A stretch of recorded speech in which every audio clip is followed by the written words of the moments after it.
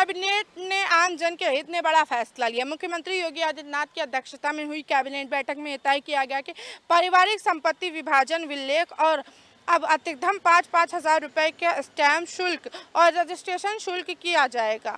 Stamp एवं पंजीयन राज्य मंत्री रविंद्र जायसवाल ने बताया कि पहले संपत्ति के मूल्य के आधार पर शुल्क तय होता था, जिससे लोग रजिस्ट्री से बचते थे, लेकिन अब सीमित शुल्क की व्यवस्था से परिवारों में संपत्ति का सौहार्दपूर्ण और आसान बंटवारा संभव होगा और प्रदेश में संपत्ति संबंधित मुकदमों में कमी आएगी। सरकार का मानना है कि इस फैसले से न केवल पारिवारिक विवाद घटेगा, बल्कि संपत्ति का नामांतरण और खतौनी का उद्धान भी समय पर हो सकेगा। साथ ही विभाजित संपत्ति भविष्य में हस्तांतरण और अन्य परियोजना के लिए बाजार में आसानी से उपलब्ध होगा। मिर्जा खान, सी न्यूज़, लखनऊ।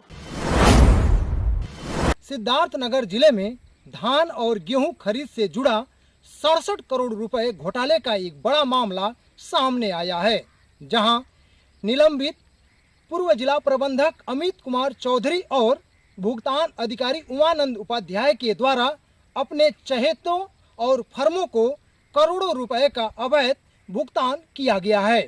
सबसे चौंकाने वाली बात यह है कि इस घोटाले में महाराजगंज जिले के भी 3 राइस मिलरों का नाम सामने आया है, जिसमें मेसर्स किसरा एग्रो इंडस्ट्रीज और जय मां दुर्गा ट्रेडर्स और संस्था गारिक एग्रो प्राइवेट लिमिटेड का नाम सामने आया है।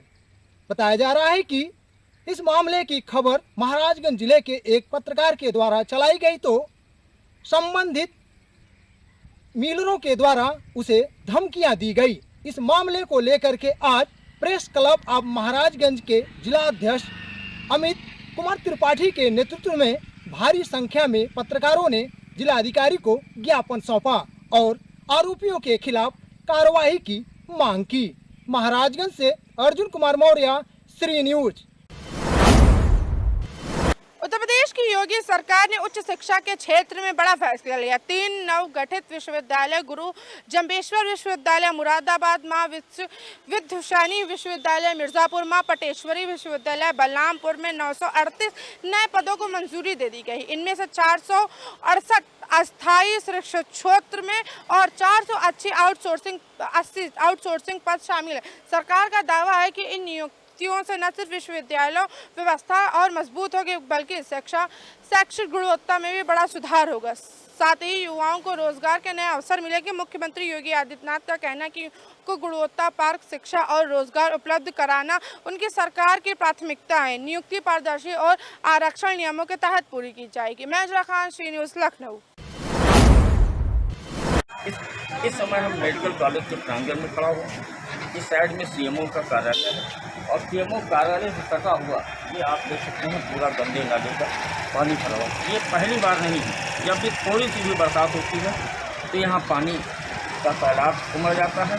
पानी ना भी बरसे, धूप अगर रहे तो भी इस कोने से पानी जमा रहता है, जिसमें सारांश हमेशा हुआ करते हैं। जो आप सामने बिल्डिंग देख रहे हैं, ये पूरे निदान कार्यालय है, जहाँ अस्पताल में डॉक्टरों द्वारा लिखे गए प्रत्येक तरह की जाँचें, चाहे खून की जाँच हो, पेशाब की जाँच हो या अन्य कोई जाँच हो, जाँच यहाँ मरीजों को कराना पड़ता है। एक्सरे यहाँ कराना पड़ता है, सीटी स्कैन यहाँ कराना पड़ता है।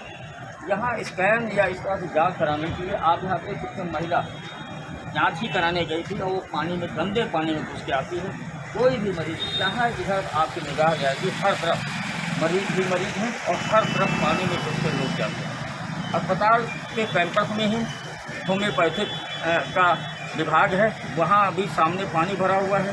मरीजों को कौन कहे, डॉक्टर भी इस गंदे पानी में घुस के अपने चैम्बर में जाते हैं। यह हाल हमेशा बना रहता है। थोड़ी सी बरसात में यहाँ पानी भर जाता है और गंदा पानी भरता है। बार बार इस खबर को दिखाने के बावजूद भी स्वास्थ्य विभाग के कानों में जू नहीं रेंगती। गोंडा से कैलाश वर्मा।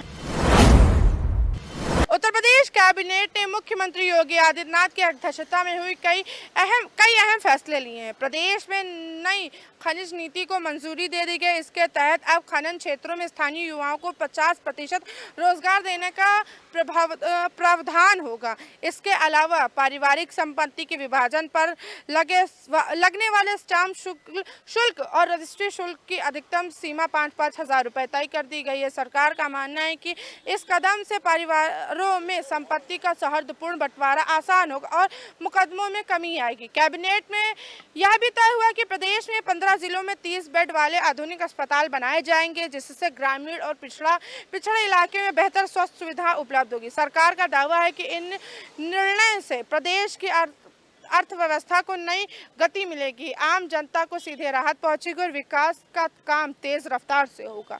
मैं खान, सी न्यूज़, लखनऊ। 50 गांवों को इस रास्ते से जोड़ना पड़ता है, जो यहां से देवरिया उनके लिए नजदीक पड़ता है मुख्यालय। इसी रास्ते लोग बड़िया बुजुर्ग से लेकर रुद्रपुर के लोग भी इस रास्ते आते जाते हैं। यहां तक कि देवरिया से भी लोग इस रास्ते आते जाते हैं। यहाँ के लोग, जो मेरे पीछे तस्वीर दिख रही है, ये लोग गांव के लोग हैं जो हजारों की संख्या में यहाँ पहुंचकर मतदान का बहिष्कार किए हैं। मतदान का बहिष्कार करने का कारण यह है कि विगत कई वर्षों से पुलिया का निर्माण नहीं हुआ। इस निर्माण को लेकर इन्होंने यहाँ इकट्ठा होकर उच्च अधिकारी तक, यहाँ तक कि देवरिया के जिला अधिकारी दिव्या मित्तल को पत्रक भी सौंपा है, लेकिन अभी तक इस पुलिया का निर्माण सही रूप से नहीं हो पाया है। देखना यह है कि पुलिया ऐसे ही बनी रहेगी, लोगों की दिक्कतें बढ़ाती रहेगी। यहाँ आने जाने वाले स्कूली बच्चे, गांव के लोग गिर के कभी कभी घायल हो जाते हैं, और जब बारिश होती है तो यहाँ कमर से ऊपर पानी आ जाता है, जहाँ स्कूली बच्चों के लिए यह काफी दिक्कतों का सामना करना पड़ता है। यहाँ तक कि पानी भरने की वजह से 5 किलोमीटर राउंड करके लोग यहाँ अपने मुख्यालय पे पहुंच पाते हैं। देखना यह है कि इस काम को कब तक पूरा किया जाता है, या आए दिन गांव के लोग प्रताड़ित और परेशान होते रहेंगे। इन्होंने मतदान का बहिष्कार किया है। उच्च अधिकारी देवरिया का सोचकर इस विकास को कब तक करते हैं, ये देखने वाली बात है। देवरिया से श्री न्यूज के लिए जयेश कुमार।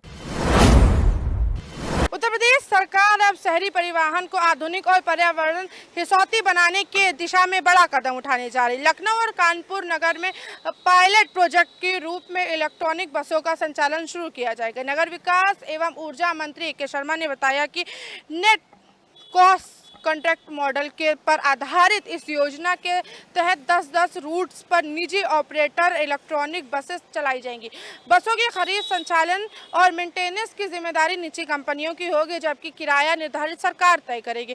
सरकार का कहना है इस पहल से यात्रियों को आधुनिक, आरामदायक और प्रदूषण रहित यात्रा सुविधा मिलेगी। साथ ही प्रदेश में स्वच्छ ऊर्जा और हरित तकनीक को बढ़ावा मिलेगा। यह परियोजना न सिर्फ पर्यावरण संरक्षण की दिशा में अहम कदम है, बल्कि इससे निजी निवेश और रोजगार के नए अवसर भी खुलेंगे।